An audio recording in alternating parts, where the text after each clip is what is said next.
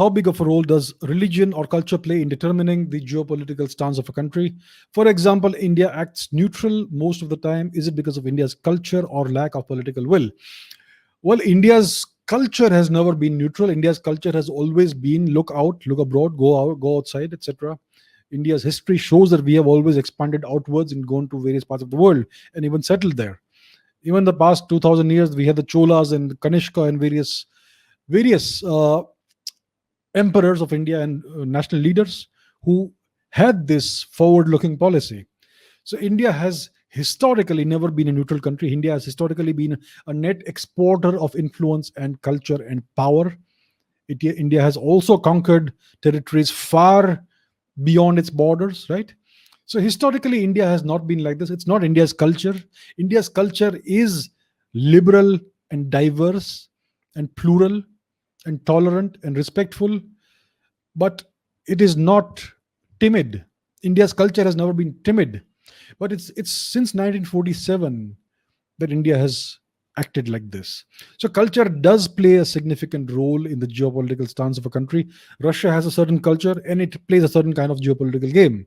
The Chinese have a certain culture, they play a certain kind of geopolitical game. The same goes for Middle Eastern countries, the same goes for European or Western countries, or the Anglo-Saxon countries, the Five Eyes countries, the US, UK, Australia, New Zealand, and Canada, and the Latin countries as well, etc. So every culture has a certain style of playing geopolitics, and that's what you see. Well, India also has its style, but right now what we are seeing is a very different style. It's a post-independence Nehruvian style of geopolitics, right?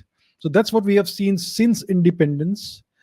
So it's basically this Indian neutral game that India stays neutral in everything. India has no opinion and will play no part in world affairs.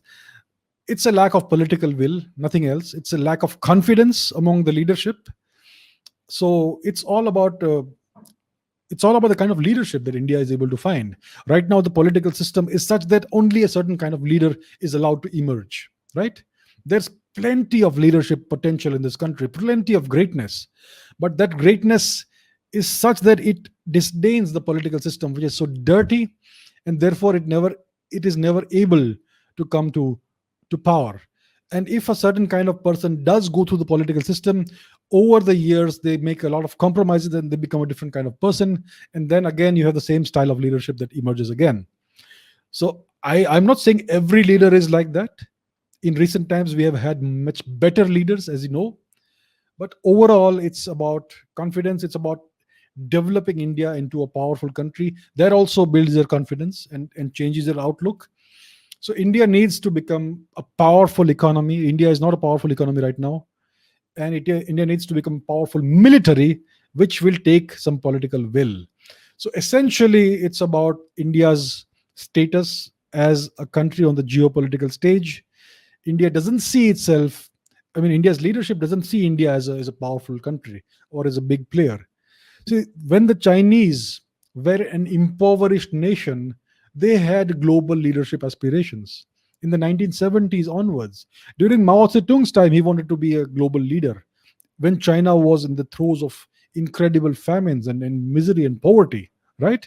So China has always aspired to global leadership position, if even when its GDP was down in the dumps. So it's all about your ambition. It's all about your outlook. About the confidence that your leaders have. So that is what India needs. It's nothing to do with India's culture. India's culture has always been forward looking, outward looking, and it's always been an extremely confident culture. It's about the leadership that this current political system is throwing out. It is designed to give us a certain kind of leader. So that's what needs to change. India needs to change its political system somehow. Now, the current political leadership is invested in the political culture of India, and they don't want it to change because it's what brought them to power. India's politicians want things to stay the same. India's bureaucrats want things to stay the same. India's institutions want things to stay the same because these are self-serving institutions to a large extent, unfortunately. I'm not saying everybody is bad. There are many good people within the Indian system, but they are unable to effect the change because of the inertia of the system and because the system is devised in a certain way. So India needs a solution to this. Reforms, significant, strong reforms, right? revolutionary reforms.